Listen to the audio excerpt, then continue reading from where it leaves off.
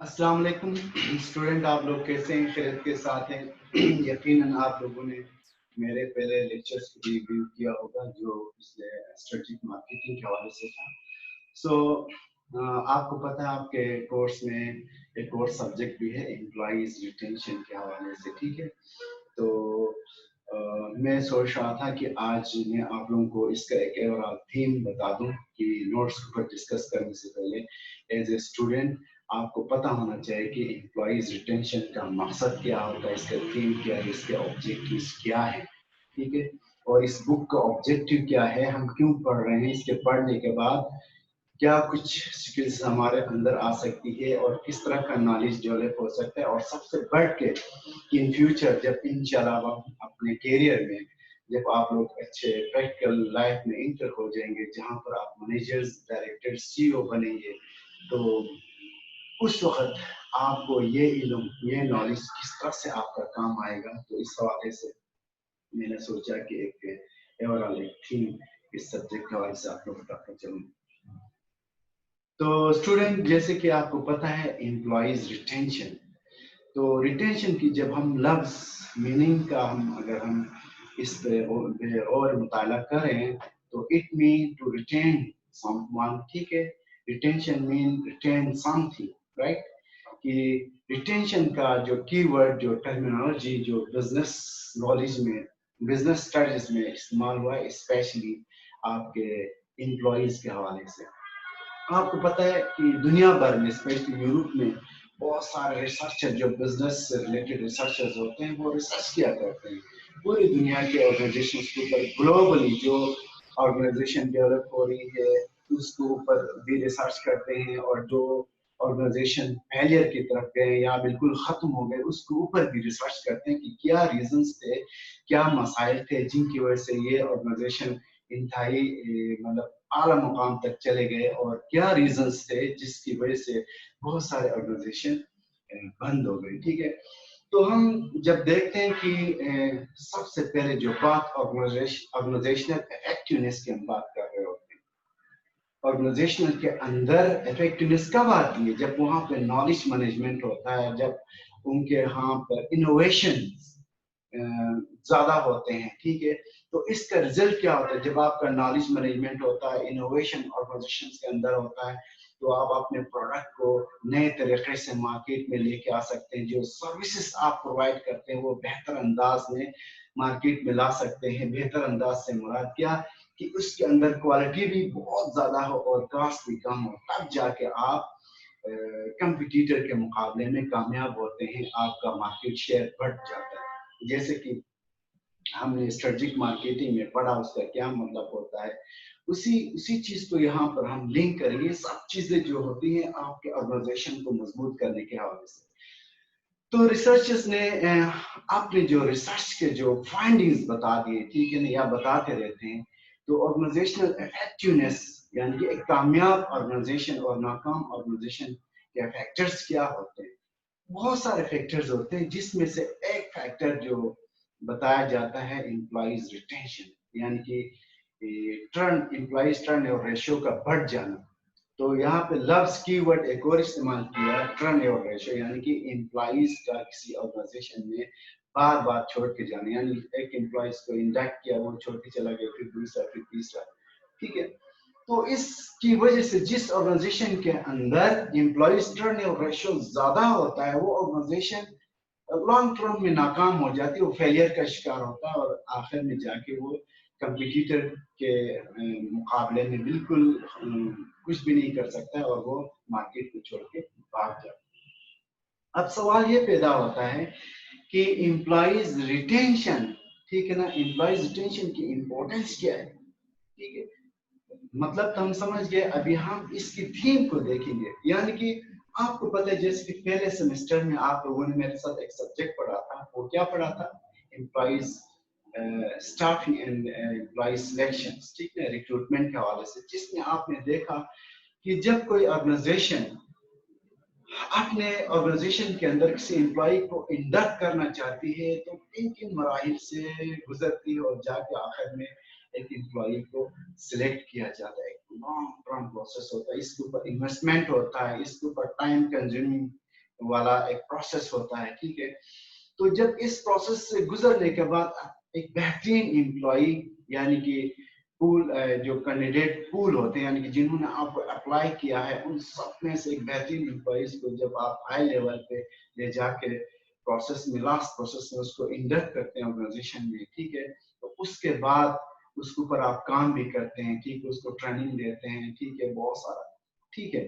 तो उसके बाद वो एम्प्लॉय ऑर्गेनाइजेशन छोड़ के जाए तो फिर आप देखो उस ऑर्गेनाइजेशन के इफेक्टिवनेस पर असर पड़ेगा या नहीं पड़ेगा, पहली बात। दूसरी बात, जो ऑर्गेनाइजेशन के अंदर जो एम्प्लॉइज होते हैं वो इंटेलेक्चुअल एसेट होते हैं उस ऑर्गेनाइजेशन के। क्यों? क्योंकि उन्होंने उस ऑर्गेनाइजेशन के पॉलिसीज को समझा, ऑर्गेनाइजेशन के अंदर उनके जो ऑब्जेक्टिव्स है उनको उन्होंने समझा, उसके मुताबिक उस ऑर्गेनाइजेशन के लिए वक्त के साथ साथ वो एसेट बनते हैं, उनका नॉलेज बढ़ता है, उनका एक्सपीरियंस बढ़ जाता है, उनके एक्सपर्टीज बढ़ जाते हैं, ठीक है। तो लिहाजा किसी ऑर्गेनाइजेशन के लिए एक एम्प्लॉय एक इंतहाई अहमियत का इख्तियार कर जाता है, ठीक है। आप इस तरह के एम्प्लॉइज जब आपके ऑर्गेनाइजेशन छोड़ के चले जाते हैं तो आप खुद सोचिए उस ऑर्गेनाइजेशन के ऊपर क्या असर हो सकते हैं। दूसरी बात जब आप एम्प्लॉइज को इंडक्ट करते हैं वो आपके एम्प्लॉइज आपके बेहतरीन इंटेलेक्चुअल एसेट होते हैं, तो वही एम्प्लॉइज आपके ऑर्गेनाइजेशन से छोड़ के दूसरे ऑर्गेनाइजेशन में ज्वाइन करते हैं, तो दूसरे ऑर्गेनाइजेशन कौन से होते हैं? वही आपके कंपटीटर्स ही होते हैं, क्योंकि आपके जो एक्सपर्टीज उसने आपके ऑर्गेनाइजेशन के अंदर गेन की है, वही चीज वो फिर दूसरे ऑर्गेनाइजेशन में जाके ये चीजें ऑफर करना स्टार्ट करता है, तो उसके मुकाबले में फिर इस सिचुएशन में भी आपका कंपटीटर आपसे ज्यादा मजबूत हो जाता है। इसी तरह किसी भी ऑर्गेनाइजेशन के अंदर जो इनोवेशन जो होती है, यानी कि इनोवेशन एक नई चीज मार्केट में लेके आते हो, इनोवेशन यानी कि इनोवेशन की एक कैरेक्टरिस्टिक्स ये होती है कि क्वालिटी, उस चीज की क्वालिटी अच्छी होती है और उसकी कास्ट दूसरे उसके मुकाबले के प्रोडक्ट के हवाले से कम होता है, ठीक है।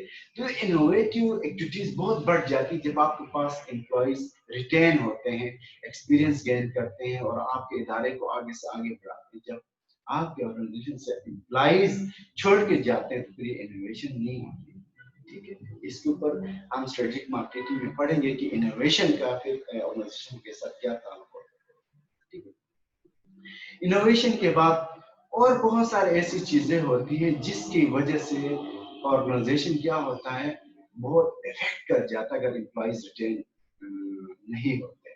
तो उसमें एक चीज होती है नॉलेज मैनेजमेंट, क्योंकि नॉलेज मैनेजमेंट ये एक बहुत बड़ा अहम टॉपिक है। आई डोंट नो, एक सब्जेक्ट भी है, आप लोगों ने इससे पहले पढ़ा है नहीं पढ़ा, कि नॉलेज मैनेजमेंट आपके ऑर्गेनाइजेशन के अंदर जब एम्प्लॉइज के अंदर इंटरेक्शन पैदा होता है, एम्प्लॉइज वहां पर यूज टू होते हैं, एक दूसरे को के बिहेवियर को, एटीट्यूड को समझ चुके होते हैं, तो फिर वहां पर एक बेहतरीन टीम वर्क पैदा होता है। जैसे इसकी मिसाल में आपको दे दूं, आप लोग बड़े शौक से क्रिकेट देख रहे होते हैं, ठीक है, शुरू में जो कहते हैं इनका पार्टनरशिप बहुत अच्छा चला, ठीक है, जब वो पार्टनरशिप टूट जाती है तो फिर वो जो मैच जो है वो जीतने के चांसेस बहुत कम होते हैं और हारने के चांसेस उसमें बहुत ज्यादा होते हैं, ठीक है।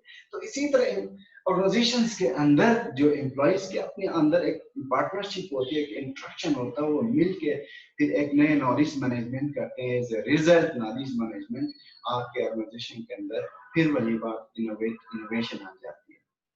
अब आप यकीनन सोच रहे होंगे कि सर फिर अगर रिटेंशन की इतनी अहमियत है तो हम ऑर्गेनाइजेशंस के अंदर एम्प्लॉइज को रिटेन करने के लिए हमें क्या इक़दाम करने चाहिए, पहली बात।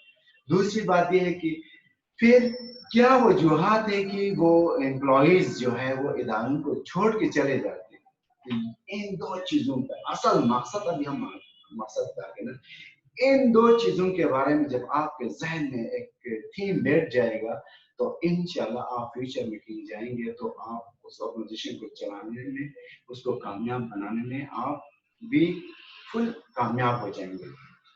अब इसमें जो होता है एम्प्लॉइज को, सबसे पहले हम बात करेंगे कि इनको रिटेन कैसे किया जाता है। वजूहात पे हम बाद में बात करेंगे कि वजूहात वो होती है कि जिनकी वजह से एम्प्लॉइज फ्रस्ट्रेट होकर उस ऑर्गेनाइजेशन को छोड़ के चला जाता है। तो फिर क्या चीज है, जब आप एम्प्लॉइज को मोटिवेट करते हैं, आप मोटिवेशन के ऊपर बड़े थ्योरीज है, मोटिवेट करते हैं तो फिर एम्प्लॉइज क्या होते हैं, आपके ऑर्गेनाइजेशन के साथ वफादार होते हैं और आपके ऑर्गेनाइजेशन को कभी छोड़ के चले नहीं जाते।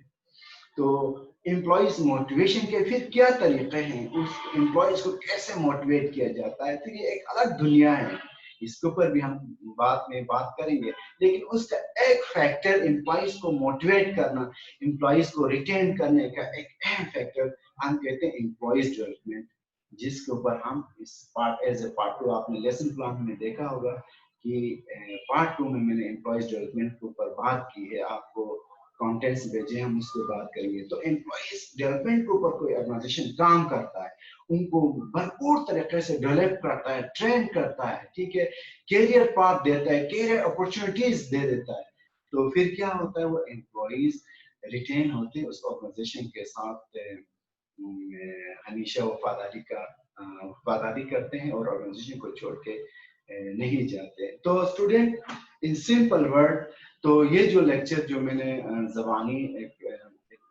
थीम के तौर पर आपके साथ में शेयर कर रहा हूँ, इसका मकसद ये है कि एज ए स्टूडेंट, एमएस के student, why we are studying this subject, what are the main objectives of this subject, and what is the main theme of this subject।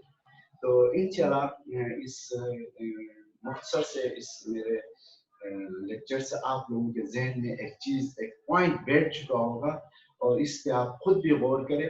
देखें स्टूडेंट, ये जो मैं लेक्चर्स में आपको दे रहा हूँ, ठीक है, मकसद ये नहीं कि this is the final one.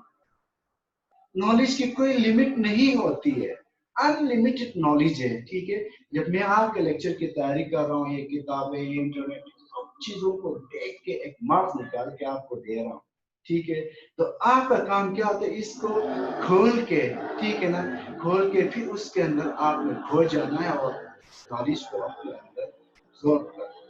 तो फिर जाके फिर आपका जो है, आप जिस पाथ पे जा रहे हैं, जिस मकसद के तहत आप ये स्टडी कर रहे हैं, उसमें कामयाबी आपके हाथ में है ना। तो कहने का मेरा मकसद ये था कि जो लेक्चर जो मैं देता हूँ, इसको जरूर व्यू किया करें, समझा करें। मुझे बहुत इतनी टेंशन होती है, मुझे इतना वो होता है कि अपने स्टूडेंट क्या समझेंगे, उनके पास ये लोग इंटरनेट का मसला। देखें, बात पहले भी मैंने आपको बता दिया है कि नॉलेज को आप ट्रेडिशनल तरीके से मत गेन किया करें, अब आप टेक्नोलॉजी को इस्तेमाल करना स्टार्ट करें, ठीक है। एक और बात मैं आपको बताता चलूं, क्लियर करता चलूं, देखिए जहाँ यूनिवर्सिटी का स्टूडेंट के साथ ताल्लुक होता है, उससे बढ़ के एक प्रोफेसर के पास बहुत ज्यादा अथॉरिटी होता है एक स्टूडेंट को डेवलप करने के लिए, ठीक है ना। तो लिहाजा सम टाइम आप लोग खुद भी देखोगे कि मैं आपको इंडिविजुअली भी कॉल करता हूँ और पूछता हूँ कि आप लोग कहाँ तक आपने समझ गए हैं, कहाँ तक आप जा रहे हैं, क्या कर रहे हैं, क्या नहीं कर रहे हैं, ठीक है। तो मैं बार बार कहता हूँ कि दुनिया के अंदर ग्लोबली बहुत सारे चेंजेस आ रही है, ठीक है। तो आप ट्रेडिशनल लर्निंग से हट के आप इस मॉडर्न टेक्निक को अडॉप्ट को, इस टूल्स को अडॉप्ट करें, ठीक है। इस अब देखें ना, आप इस सब्जेक्ट का थीम आपके जहन में बैठ गया, फिर आप देख सकते हैं इस पर फर्दर लेक्चर्स और वो चीजें देख सकते हैं तब जाके। और दूसरी अहम बात कि आपका ये जो है एमएस जो है रिसर्च ओरिएंटेड डिग्री है। तो रिसर्च ऐसा नहीं होता कि चुपके से आप रिसर्च, इंसान के अंदर एक, मैं कहूँ ना, एक अल्लाह की तरफ से एक चीज आपके जहन में आ जाता है कि इस चीज पे मुझे और मजीद नॉलेज जनरेट करना चाहिए, देखना चाहिए, पढ़ना चाहिए। वो कैसे, फॉर एग्जांपल आपने एम्प्लॉइज रिटेंशन के हवाले से बात की, ठीक है ना, आपने बहुत सारी चीजों को पढ़ा, फिर आपके जहन में खुद ब खुद एक चीज क्लिक होगा, हाँ इस गैप पे, ये जो गैप है इस एरिया पे अभी तक इस फैक्टर पे, जिसकी वजह से एम्प्लॉइज रिटेंशन का इश्यू होता है, अभी तक किसी ने काम नहीं किया, तो वहां से फिर आपका रिसर्च स्टार्ट होता है, फिर आप रिसर्चर बनने के हकदार होते हैं और आप सही मानों में रिसर्च कर सकते हैं। तो ये होता है मगरबी दुनिया में स्टूडेंट। तो थैंक यू वेरी मच, क्योंकि बात करने पे जाऊं तो बहुत सारा मुझे टाइम चाहिए, बट कोशिश मेरी ये है कि मैं कम से कम क्लिप्स मुख्तसर करके میں بہت پارٹس میں آپ کو دے دوں تو اس کو آپ پڑھا کریں. میں آپ لوگوں کو کہوں گا کہ پلیز پڑھا کریں، کیونکہ ایک طرف سے میرے پر بہت بڑی رسپانسبلٹی ہے. آپ کو مارکس دیتے ہوئے مجھے 100 دفعہ سوچنا پڑتا ہے. میں آپ کو مارکس نہیں دے رہا ہوں، ایکچولی میں سوسائٹی کو ایک میڈیسنس دے رہا ہوں، سوسائٹی کو ایک چیز دے رہا ہوں. اگر آپ کے ذریعے سوسائٹی کو نقصان ہوتا ہے یا وہ کوئی کسی چیز کی وجہ سے آپ سے کوئی فائدہ نہیں اٹھا سکتے، اس سے زیادہ نقصان ہوتا ہے، تو اس میں آپ سب سے زیادہ میں قصوروار ہوں، میں یہ سمجھتا ہوں. تو اس لیے اسٹوڈنٹ تو کوشش کریں، پڑھا کریں، اور ان ماشاءاللہ سے آپ لوگ مجھ سے زیادہ قابل ہیں. ٹھیک ہے نا؟ میں آبزرو کرتا ہوں، کیونکہ میں واٹس ایپ پہ دیکھ رہا ہوں اس پہ ہر اسٹوڈنٹ میرے ذہن میں اس پر گھوم رہا ہوتا ہے کہ وہ کیا کر رہا ہے، وہ کیا کر رہا ہے، وہ کیا کر رہا ہے. تو ماشاءاللہ سے میں آپ کے اسٹیٹس کو بھی دیکھتا ہوں، لیکن آج کے بعد مجھے بلاک نہیں کرنا کہ ماشاءاللہ سے ہمارے علاقے کے لوگ، ٹھیک ہے نا، صرف پاکستان نہیں، انڈیا، بنگلہ دیش، سری لنکا ماشاءاللہ سے سیاست میں بہت آگے ہیں، بہت اچھی چیزیں کرتے ہیں. اور اس کے علاوہ اور چیزوں میں، بٹ جب ایجوکیشن کی بات آتی ہے تو ہم لوگ نالج کی بات آتی ہے تو ہم لوگ کچھ بھی نہیں. کیونکہ ہم نے ابھی تک اس مارس کو چھیڑنے کی کوشش ہی نہیں کی. ہم اپنے تعلیم سے مخلص نہیں ہوتے، اپنے اسٹڈیز سے.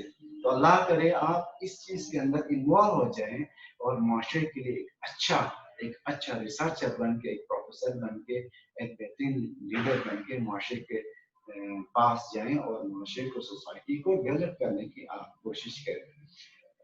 So thank you very much. تو نیکسٹ اس میں آپ کے نوٹس کو بھی تفصیلاً بیان کر لوں گا. ٹھیک ہے، تھینک یو.